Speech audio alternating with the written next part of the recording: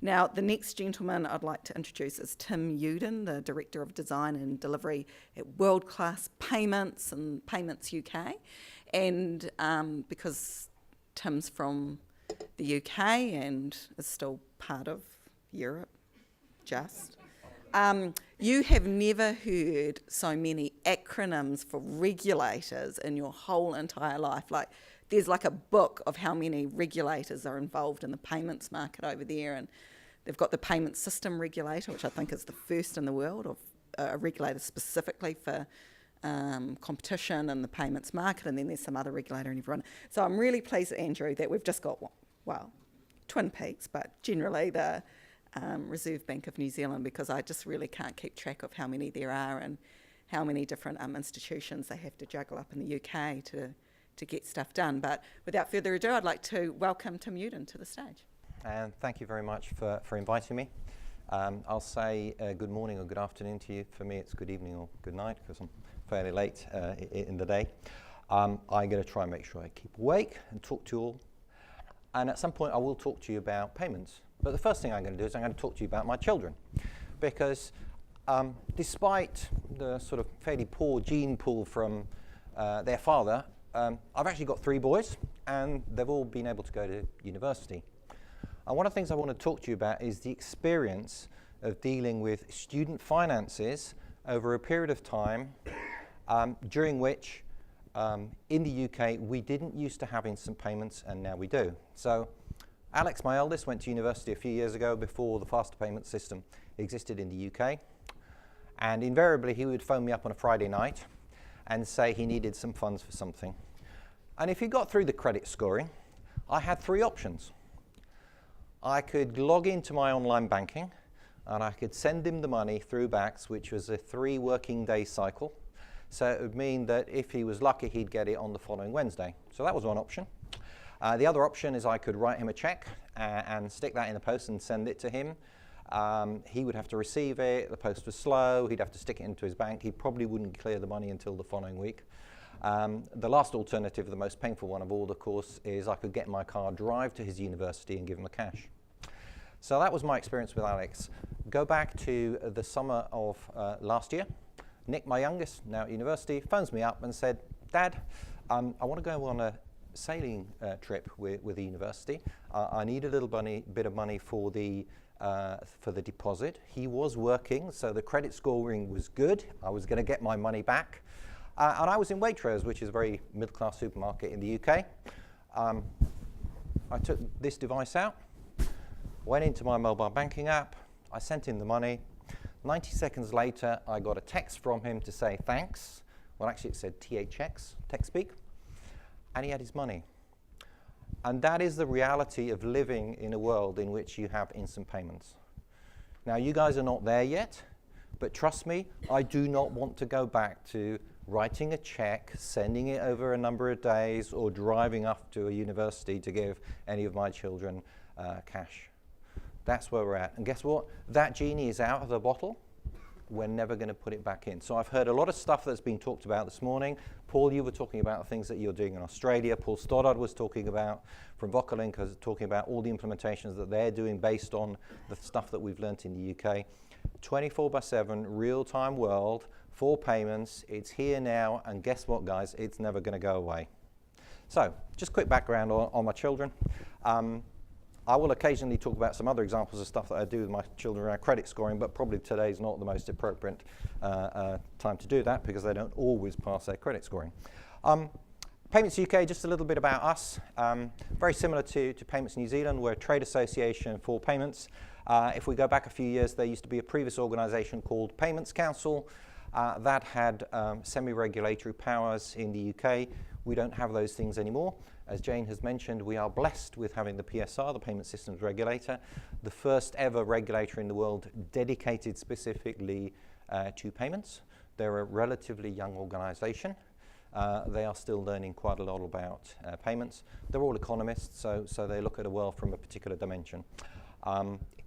It's a challenge for us in the industry, but I think the relationship is improving all the time because we do actually have a mutual common goal, which is actually to do better things for UK PLC. particularly given that there was a recent referendum you might have heard about in the UK, which meant that our relationship with Europe, which is pretty close to us, looks like it's going to be changing over the next few years. And a lot of our payments regulation is derived from Europe, so that's going to be a bit of a challenge to us. As a trade association, we do three things. We think about stuff, we talk to people, and we deliver stuff. So my role is design and delivery, so any big collaborative change programs that take place within the industry, those are things that I take care of. We don't do them very often, but when we do them, they're pretty big, they're pretty scary, and as Paul has so nicely illustrated this morning in Australia, they're really hard work. Getting everybody together to agree things, getting everybody together to invest in things. And one of the things I'll talk about a little bit later, I'll talk about the forum, which is something that the PSR set up, which has come out with a new strategy for payments in the UK. And a lot of the stuff that I'll talk about in world-class payments was work that we did that we inputted into that forum. Our challenge as an industry is it's still not clear what our path is to invest and deliver all the stuff that is coming out of the strategy. The final version of the strategy is actually going to be published at the end of this month. And I'm quite actively involved in that, but more of that later. I'm also conscious, guys, that it's going to be lunchtime soon, so I've got a fair few slides, but trust me, I'm not going to dwell on all of them. But what I will do is just talk about world-class payments. A lot of the things that you've heard about yesterday, you heard about today, are absolutely relevant to the journey that we've been on in the UK. A lot of changes in technology. There are new players in the marketplace in the UK. In the last few years, we've had more new entrants, more new banking licenses than we've had in the previous 150. There's new and emerging regulation, not just because we've got our own regulator, but because there are things that have come out of Europe that actually, because of the cycle, even with Brexit, we still have to implement. So PSD2, for example, as Victoria was mentioning earlier, with all of the challenges that brings. And last but not least, customer appetite for new products and services, which you've heard a lot about over the last couple of days from a lot of other people. So the genesis of it is we went to have a conversation with Andrea Leadsom. Andrea Leadsom was the Economic Secretary to the Treasury. Those of you that follow UK politics will know that she was also the other person that was competing with Theresa May to be our Prime Minister. Theresa May won that particular competition. But Andrea Leadsom challenged us. She said, I want the UK to continue to be world-class in payments because I want us to be able to compete and do all the great things that payments should do to enable commerce and flows, etc. And that's why we called it world-class payments. That's where the original title came from.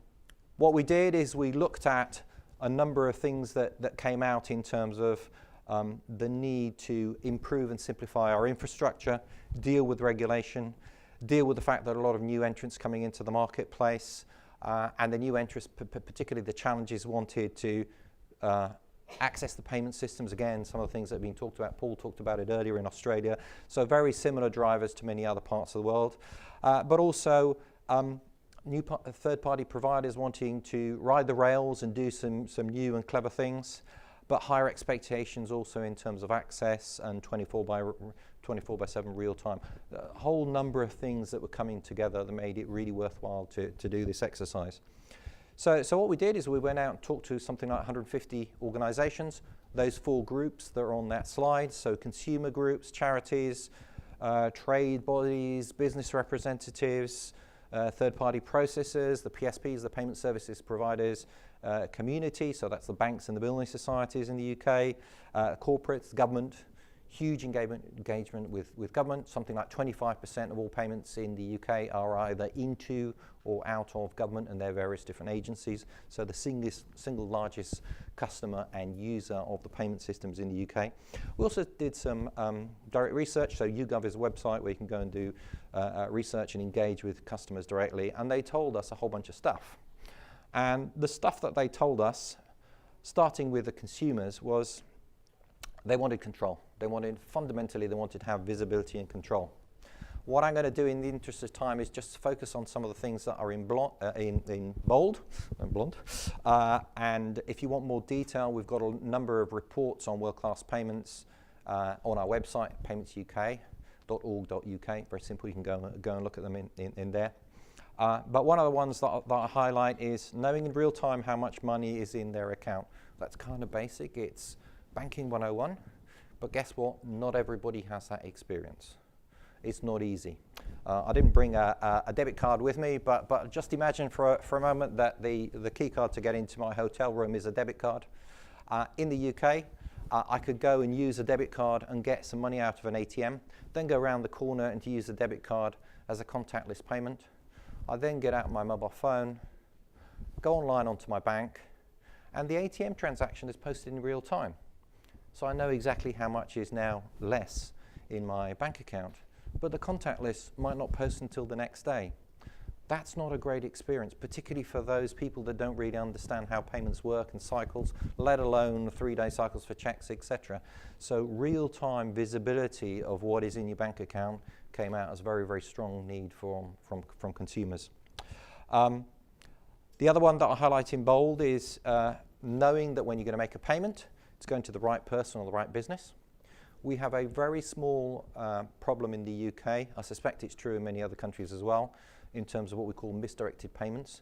So it's small in terms of volume, but it's quite high profile in terms of the politics of it. If somebody puts in a sort code and an account number, which is the routing numbers that you use in the UK, and it ends up in the wrong place, it ends up in a valid account, but it's not the account that you intended it to. There's a whole process to try and get that money back, but what if somebody else spends it? It's just a bit messy. Wouldn't it be great if you could have ubiquitous, what we have for the mobile payment service in the UK, which Paul Stoddard talked about this morning, which is before you initiate a payment, you get something that tells you it's going to go to John Smith rather than Sally Jones. We have that for Pay'em, for the mobile payment service, but it's not ubiquitous across all payment types in the UK, and that's something that I'll talk about in a minute that's come out very strongly as something that's going to help reduce fraud, misdirected payments, etc. Last but not least, consumers want to have the ability to control one-off payments that are taken from their account. Now, the UK has had the direct debit system in place for something like 40 years now. It's extremely successful. 70–80% of people pay for the vast majority of their regular bills using direct debit, but it doesn't work for everyone. So again, I'll go back to my own personal example. I have a mortgage. I'm very happy for the Yorkshire Building Society, my mortgage provider, to take my mortgage out at the end of the month because I don't want to lose my house. So that's quite easy. It's a large amount of money. I know exactly how much it is. It comes out a couple of days after I get paid, so that's cool. I've always got the money to do it. And I trust the Yorkshire Building Society. I've also got a mobile phone in the UK, and the mobile phone provider, who shall remain nameless because they exist in this part of the world as well, so you might guess who they might be, they're not great at their billing systems and occasionally get that wrong. So I have a direct debit, but every so often, and it's happened twice in the last 5 years, I've been slammed with huge amounts of charges, and before I even notice, it's come out of my bank account. So I don't have control over that payment. So one of the things that we talked about a little bit today was the concept of request to pay, and I'll come back to that because that's a way of giving consumers control of payments that are taken from their account. So summary of what consumers told us that they wanted was visibility and control. If I now look at small businesses and charities, again, I'll just highlight some of the things that are key to them. It's very much around payment options to suit the way that they do business. Every single business is slightly different. I can think about micro businesses that I deal with as a consumer. So window cleaner. Window cleaner comes to our house, and I can pay him via mobile payments. He's quite happy with that. A guy called Alex, he's quite happy with that. I've also got somebody who comes and cleans the bins once a month, make sure that they smell nice and all the rest. Totally cash, right? So it's very different. So businesses have different ways of operating, and we need to be able to respond to that as an industry. But in terms of things that were highlighted, yeah, very much around making sure payments go to the right place, and also that payments are able to be received by them as businesses. And emerging straight out of the second bullet from the bottom, payment information that's easy to use for accounting and reconciliation. So as consumers, we tend to have fairly simple needs. We kind of look at our bank statement and we see a line in there and it's £25 or something. We know what that's about. As soon as you start to get into the business space, potentially you're getting a payment which accounts for a number of different things within an invoice or a number of different invoices, etc. So having more data is really quite important to help deal with your payments and reconcile them internally. That message also came out when we talked to corporates and government, and for them it was really important because they are large organizations, corporates and government large organizations, have the ability to receive payments whenever they want with as much data as they need to have ease and efficiency across multiple providers, because a lot of times these organizations have multiple banks. So that was really important to them. Also the ability to validate who they're paying. A little bit more around the things that they wanted was they have long investment cycles.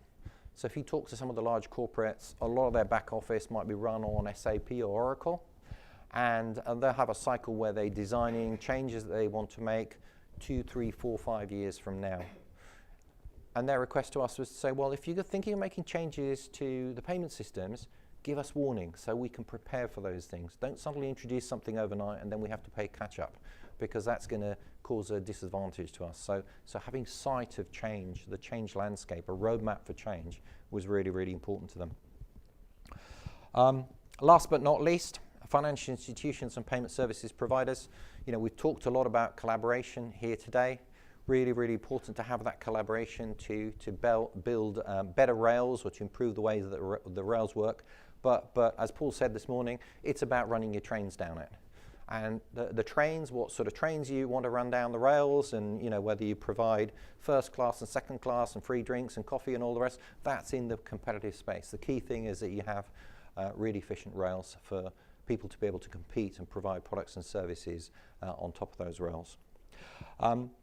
They also be looking at ways in which they can take advantage of things that are happening, and Victoria talked about PSD2.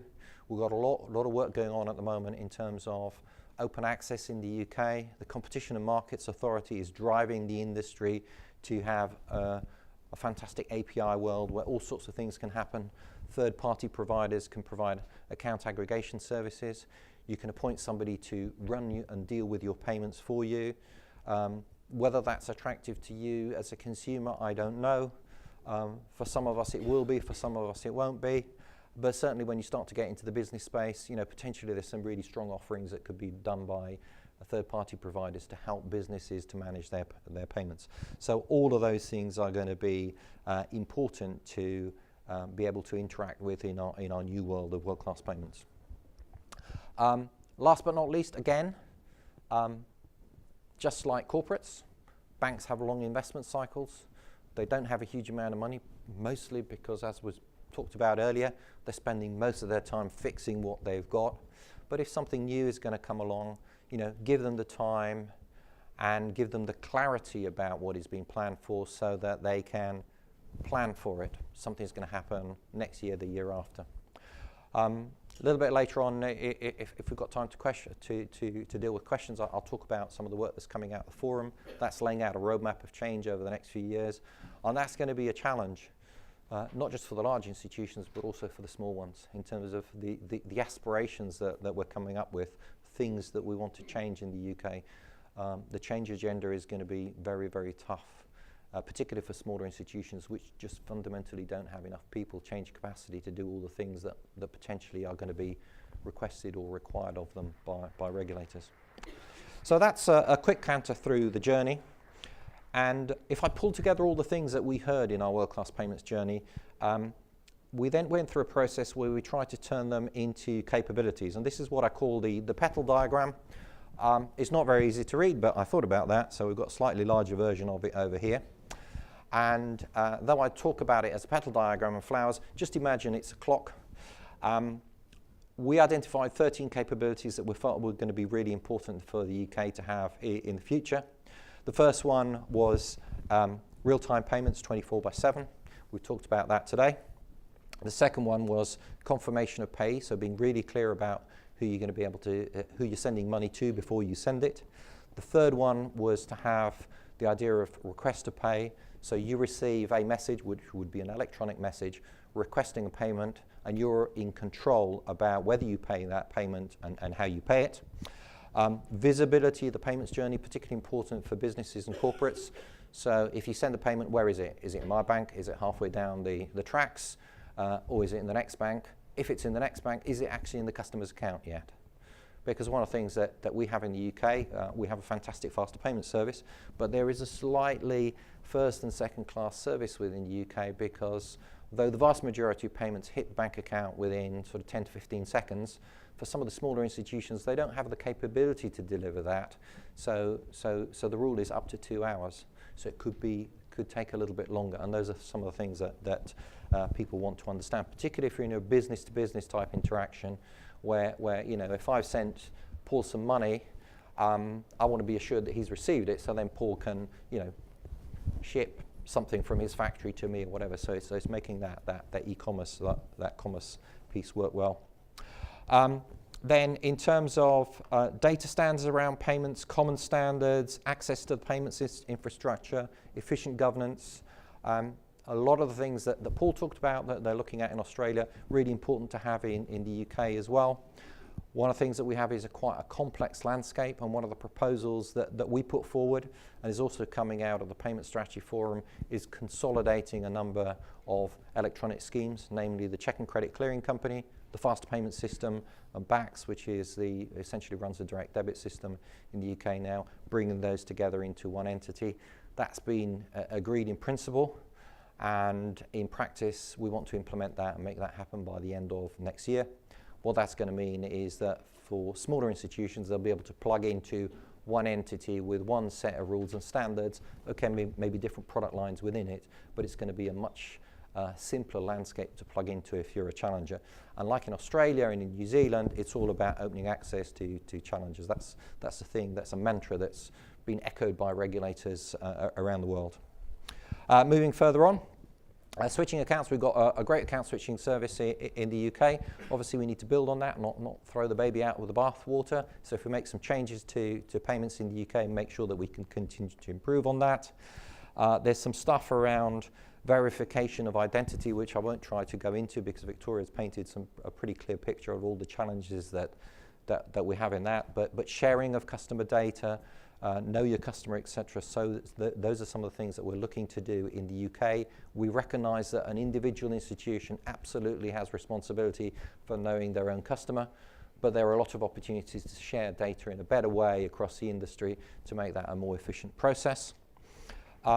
Flexible settlement, the Bank of England, which is a pretty conservative organisation as you'd expect necessarily, are looking at reviewing the real-time gross settlement system in the UK, making some improvements to that, and as part of that, potentially there's going to be some opportunities to improve the way that settlement works for the various different schemes in the UK, but also provide opportunities for some of the smaller institutions that currently don't have the ability to get a settlement account with the Bank of England to be able to do that either directly or through sponsoring institutions, aggregator institutions. Last but not least, I talked about earlier, real-time balances. So 24/7 real-time balances. Those are just a quick picture of the key capabilities that we're looking for in the UK. I am running out of time in terms of the time that was allocated. I started a little bit slightly later than I expected. One of the things I wanted to do is just say, so there are 4 things that we are doing some more work on now. One was enhanced data, one is request to pay, one is confirmation to pay, and one is open access. If you've got the time, I'm quite happy to dip into some detail around one of these things, and we'll do it by vote. So what is something that you're really interested in hearing more about? Data, right, okay, enhanced data, so I'll click through to that one. Okay, so, yeah. Anyone else before Tony takes over the... Okay, so when we talk about enhanced data in the UK, we don't talk about having a snake swallowing a pig. We're not talking about shoving massive amount of data down the payment system. What we're doing is we're talking about, okay, so how can we allow or how can we enable somebody to have the access to more information around a payment that they currently have? We've got a lot of constraints with the amount of reference and the amount of information that you can send down the payment systems in the UK, primarily because of the limitations of the BACS system, which was designed something originally about 40 years ago. So there's an 18-character limit on that. So We talked to a lot of different groups who have identified lots of different use cases, which are illustrated on this slide. Probably the biggest use cases come out of government. Government is very keen to get more data inbound and outbound to themselves, partly because they have some pretty inefficient processes in terms of, and I'll just illustrate one of them for you. The Department of Work and Pensions in the UK is responsible for paying out, state pensions and benefits to people, and invariably they'll calculate a payment for somebody, they'll send it to them, and the first thing that happens is they get a phone call because the recipient of that payment will have received it in their bank account but won't understand why it's £147.50, whilst last week it was £132.50. It's more, so why are they getting more, or worse, why are they getting less? And the phone lines get clogged up because the way that they've sent an explanation, what we call the enhanced data around why that payment is that amount, is it's on a piece of paper and it's in a brown envelope in the post, second class, so it arrives 2 or 3 days later. So conceptually what we're talking about is having the ability within the system for enhanced data to carry a link. And then the way that that would work, and I've illustrated it over here in this picture, which is a little bit technical. So the 4 red boxes across the top of that diagram is essentially the payment system carrying a unique reference. I, as a recipient of that payment, go into my online banking, I can click on that, and I get taken safely and securely into the cloud, which is the red cloud at the bottom of that diagram, and that's where I look at the detail of that payment. So all we're saying that the payment system has to do is just carry that unique reference in a way that that is safe and secure, can't be tampered with, isn't truncated as currently happens, because if I want to send 20 characters through the back system, for example, I can input 20 characters in my bank, but guess what? The last 2 will just get lopped off because backs that's running through the middle can only take 18 characters. Or worse still, if I try and put an ampersand in there, a Hotmail address or something like that, it'll just fail completely. It won't work. So it's all about cutting through all of that stuff. But what I don't want to do is I don't need to send, so for example, the Department of Work and Pensions doesn't need to send a PDF image of my benefit statement through the payment system. All they need to do is provide a unique reference that allows me as a recipient to be able to reconcile that. If it's a business-to-business transaction, it could be a reference to an Excel spreadsheet maybe that's sitting on the cloud that gives a breakdown as to why that payment was £10,000, because it was £5,000 for blue widgets and £5,000 for red widgets, because that was the business transaction. And that's what we're aiming to do. So I can keep going, or I can, actually there's one last thing that I'll talk about. We have thought about how all this stuff can fit together. So if you're going to make a payment, you want confirmation of payee, you want to make sure it goes to the right place. You want to be able to send enhanced data with it. And if you want to receive that as a request rather than, so that you can make a push payment rather than it being a direct debit, a pull payment, we've thought about how that might work as well. And you'll see some light blue boxes on either side there. We see that the way to do this is through APIs rather than the traditional, let's have a big database sitting in the middle. Payment Strategy Forum, they're broadly looking at 4 different areas, a series of steps to simplify access to the payment system, which I've touched on. Main thrust of that is consolidation of the interbank schemes in the UK. A lot of stuff around giving customers assurance about their payments, so visibility of the payments journey, confirmation of pay, etc. A big education piece, not in the traditional, I'm a teacher, my wife's a teacher, I'm a teacher, I'm going to educate you how to use the payment system, but very much how do you make payment systems work so simply and easily that they're intuitive. Maybe some of the pictures that Victoria was talking about earlier, you just get in and take a taxi journey and it kind of all happens. Financial crime is very much about better data sharing and better intelligence sharing with all the legal challenges that entails, because you don't have IDs and all that other kind of stuff in the UK. And then longer term use of common standards, APIs, and a simpler layered infrastructure. The challenge for the UK is that we've got a payment system regulator which is coming up with a new strategy for the UK. I'm very heavily involved in all the working groups of that. But once that's published, so what aspects of that are we going to deliver collaboratively? How are we going to get consensus on the solutions? Some solutions have been put forward. Are they absolutely the right ones? Because not enough detailed design has been done yet. How do we deliver those changes in what is already a pretty challenging landscape? So we've got PSD2 to do in the UK, we've got ring fencing to do, the separation between investment banks and retail banks in the UK. That's going on at the moment, that's really hard. We've got Brexit now, another spanner in the works to deal with. And then there's a whole load of regulators want more stuff done, more pips being squeezed out of the industry. That is really, really tough for us in the UK. But I think one of the things that I'm very clear about is that if we do the right things for the customer and for the user, we will find a way. If we just do things for the industry, then we'll probably continue to suffer regulatory pressure and pressure from customers.